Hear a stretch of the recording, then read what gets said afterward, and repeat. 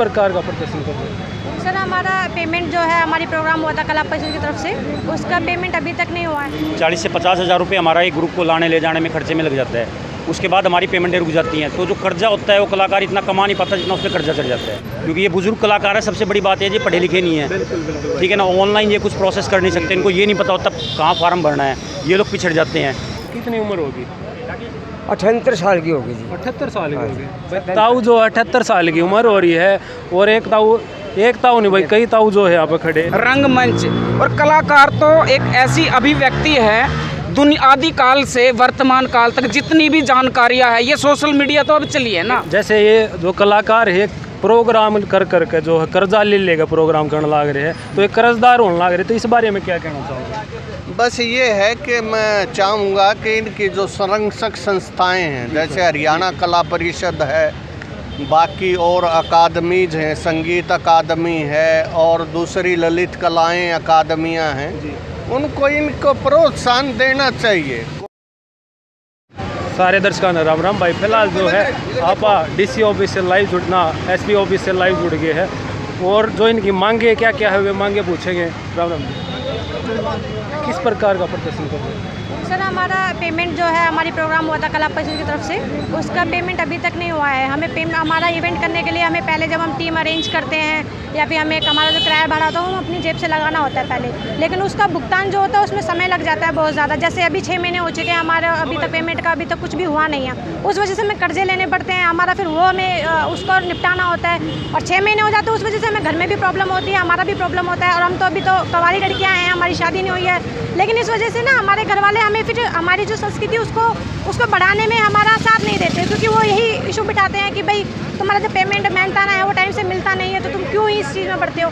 उस वजह से ना लोग इसमें जुड़ पाते हैं, हमारे लोग हमारी संस्कृति को बढ़ा नहीं पा रहे हैं, और हमारा ना मेहनताना हमें टाइम से मिल रहा है। उसमें हमने एक बार पहले भी प्रदर्शन किया था, और बार बार ये परेशानी होती है। कब किया था इससे पहले? इससे पहले लगभग 2018 में किया था, जब भी गीता जयंती की पेमेंट हमारी 1 साल रुकी है।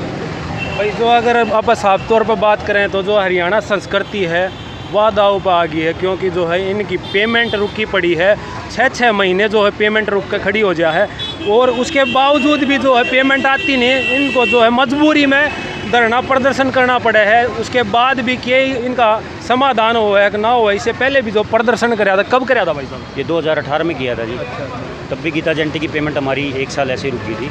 हमने बहुत परेशान होकर, क्योंकि कलाकार देखो जी, पैसा होता नहीं है कलाकार के पास में, वो इधर उधर से जुगाड़ करके लाता है। 40 से 50 हज़ार रुपये हमारा एक ग्रुप को लाने ले जाने में खर्चे में लग जाता है। उसके बाद हमारी पेमेंटें रुक जाती हैं। तो जो कर्जा होता है वो कलाकार इतना कमा नहीं पाता जितना उस पर कर्जा चढ़ जाता है। तो ये बहुत बड़ी विडम्बना है जो ये ऑनलाइन वाला जो प्रोसेस है, ये थोड़ा सा गवर्नमेंट थोड़ी ढिलाई बरते, तो कलाकारों की पेमेंट हफ्ते से 10 दिन में हो जाए, ताकि वो लोग अपना जीवन अच्छे से यापन कर पाए।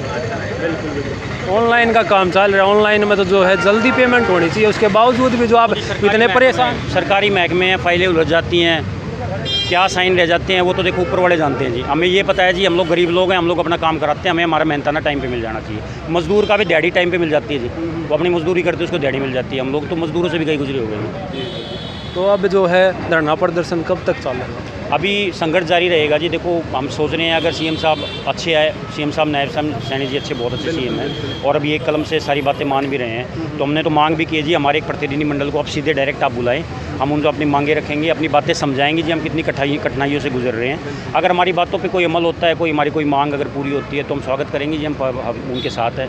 और कोई मांग हमारी पूरी नहीं हो तो देखो जी, कलाकार है, हम लोगों को फिर रोड पर आना, क्योंकि हमारा इसी से रोजी रोटी घर चलता है जी। कलाकारों को प्रोग्राम भरपूर मिलते थे, अब सिर्फ हरियाणा में कलाकारों को प्रोग्राम 2 ही मिलता है, तो गीता जयंती का मिल रहा है या सूरज कुंड का मिल रहा है। इन 2 प्रोग्रामों में साल में ये लोग कितना अपना घर चला लेंगे, ठीक है। कलाकार आज इतने दयनीय स्थिति में हो गए, जो बुजुर्ग हैं वो अपनी कला को सामने देना नहीं चाह रहे हैं युवाओं को, युवा उसको अपना नहीं रहे हैं कि भाई इसमें क्योंकि रोज़गार का कोई साधन नहीं है। तो आप ही बताओ कि कलाएँ बचेंगी कैसे? कोई जरिया ही नहीं है बचाने का। मतलब कलाकारी पर जो संकट आ रहा है। बिल्कुल जी, हमारे सारंगी वादे ख़त्म हो चुके हैं, देखो गिने चुने बचे हैं। हमारे नगाड़े वादक हैं वो गिने चुने बचे हैं। कि हमारी जो पुरानी लोक विधाएँ हैं, सांग है, सांग की बहुत सारी सांग की जो दलें हैं वो ख़त्म हो चुके हैं। तो इन लोगों को बचाने के लिए सरकार को आगे पाना पड़ेगा जी। अगर सरकार भी ऐसा ढीला बर्ताव करेगी तो ये लोग नहीं बच पाएंगे। जो पहला सांग होया करते, जो पूरा गांव राम जो है झूम उठाया करता, तो वो सांग भी संकट में आ रहा है। बिल्कुल संकट में है जी, सांग बहुत सबसे ज़्यादा संकट में सांग है जी, क्योंकि ये बुजुर्ग कलाकार है। सबसे बड़ी बात है जी, पढ़े लिखे नहीं है, ठीक है ना, ऑनलाइन ये कुछ प्रोसेस कर नहीं सकते, इनको ये नहीं पता होता कहाँ फार्म भरना है, ये लोग पिछड़ जाते हैं। वरना के ये तो मेरे हिसाब से गुट्ठा टेक, ये गुट्ठा टेक है जी, ज़्यादातर ये सब कोई तीसरी पास है, कोई पाँचवीं पास, इनको पता ही नहीं है जी प्रोसेस क्या होता है ऑनलाइन का, कैसे जो ऑनलाइन। भी यहाँ पे एक बार जी इनको ये ज़्यादातर तो गूगल पे नहीं चलाते जी। बिल्कुल बिल्कुल इन लोगों को ये नहीं पता होता जी हमारे अकाउंट में पेमेंटें कैसे आती हैं, हम चेक कैसे करें उस पेमेंट को। ये लोग तो बहुत पिछड़े जी, इनके लिए तो एक बार शुरुआत से ही हमें कोई शुरुआत करनी पड़ेगी। ताऊ कितनी उम्र होगी? 78 साल की होगी जी। 78 साल की होगी। ताऊ जो 78 साल की उम्र हो रही है, और एक ताऊ नहीं भाई, कई ताऊ जो है यहाँ पे खड़े हैं। 78 साल जो है पैन कार्ड के साथ प्रूफ है ताऊ के पास, 78 साल उम्र हो गई है, उसके बावजूद भी जो है धरना प्रदर्शन करना पड़ रहा है। तो भाई सरकार से भी जो थोड़ी बहुत रिक्वेस्ट है, वो भी जो है इनकी मांगे पूरी करो। कितना पुराना संगठन है ताऊ? बहुत पुराना है जी। हाँ, बाजे भगत लक्ष्मी चंद, अच्छा, ये दीप सारे चंद बिल्कुल है, बहुत पुरानी लाइन है यार। अरे वो सरकार लाइन क्यों नहीं दुखी कर रही है? पहले जोर पे और प्रोग्राम पे के बुला कर इनका गुजारा होया करे, अब कोई गुजारा नहीं है। तो जो है यो आप अब कब तक चलेगा प्रदर्शन?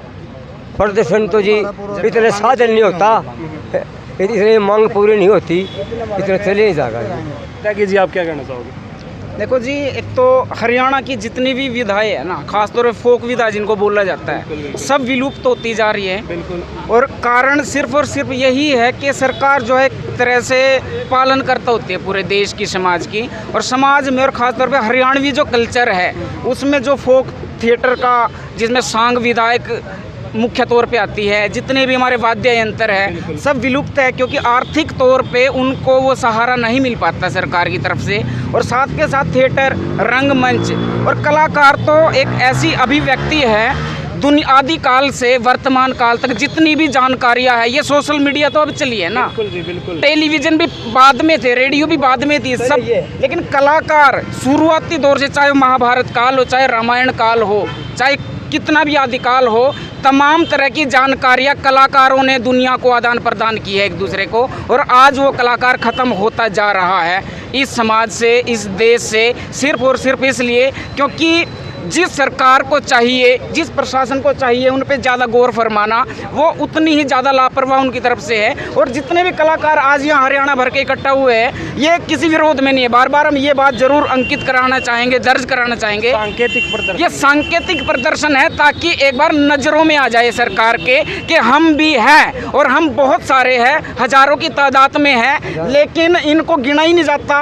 आज तक इनका रजिस्ट्रेशन नहीं अच्छे से हो जाता है, तो वो आंकड़ा कहीं लुप्त हो जाता है, पता ही नहीं चलता। जब जानकारी की बात आती है तो कह दिया जाता है अब तो हो ही नहीं, अब तो हो ही थोड़े से, जबकि हज़ारों की संख्या में है। तो भाई जो साहब आ गए और ढोल के साथ यहाँ पे इनकी क्या मांगे रहोगी, वे चीज़ें जो आप लोगों को दिखाओगे सारी चीज़ें, कौन साहब आए कौन नहीं आए और क्या इनको जो है आश्वासन देंगे, तो वे चीज़ें बहुत मायने रखें। एक बार कैमरा मैन तक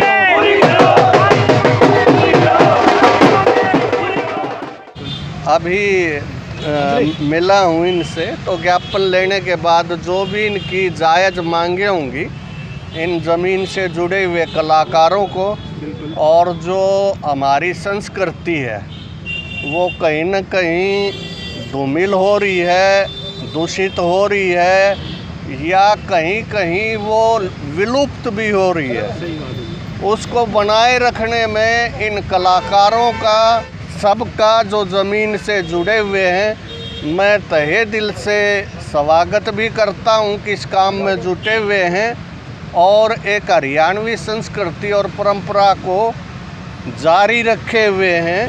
तो हम सब का प्रयास होना चाहिए कि हम भी इनके प्रति एक आदर भाव रखते हुए, एक सहानुभूतिपूर्वक रवैया रखते हुए समाज को भी और बाकी सभी घटकों को भी इनके प्रति उसी तरीके का रवैया रखना चाहिए जो एक कलाकार के प्रति होता है। हरियाणा लोक कलाकार संगठन के द्वारा जो है ये 60-70 वर्ष। अच्छा, स्पेशल हमारी डिमांड सीएम साहब से ये है, घोषणा तो हो गई थी सर कि 10,000 रुपये पेंशन इनकी कर दी जाएगी, लेकिन धरातल स्थल पे अभी नहीं आया है। तो हमारी बड़ी निवेदन है सीएम साहब से और आपसे भी सर निवेदन है इस बात को थोड़ी महत्वपूर्णता से लेना कि ताकि इनका जीवन बुढ़ापा, क्योंकि ये सर गाना बजाना आपको पता है एज फैक्टर के हिसाब से कम हो जाता है सर, कम हो जाता है। और फिर बेचारे सारी उम्र जो काम करते रहे उसके कारण कुछ न कुछ विपरीत प्रभाव भी पड़ता है हर एक चीज़ के ऊपर। तो समझते हैं और आप ज़मीन से जुड़े रह करके जितने भी हैं आगे सिखाइए, चलाइए इसको।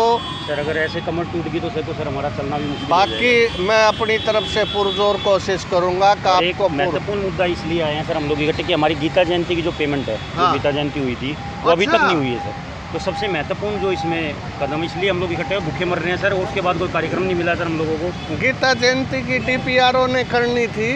अलग अलग डिपार्टमेंट से सर, हम जो परिषद है जी, अलग अलग डिपार्टमेंट से क्षेत्र अपना उससे पेमेंट होनी थी। अच्छा। और ऊपर से एक जो वहाँ के जो डायरेक्टर है नागेंद्र शर्मा जी, वो इतनी मनमानी चला रहे हैं अपनी। जैसे कि अभी क्या है कि देखो सरकार ने एक 4 जोनों में बांट रखा है। हरियाणा कला परिषद को रोहतक जोन है, गुड़गांव है, अच्छा हिसार है और अम्बाड़ा है।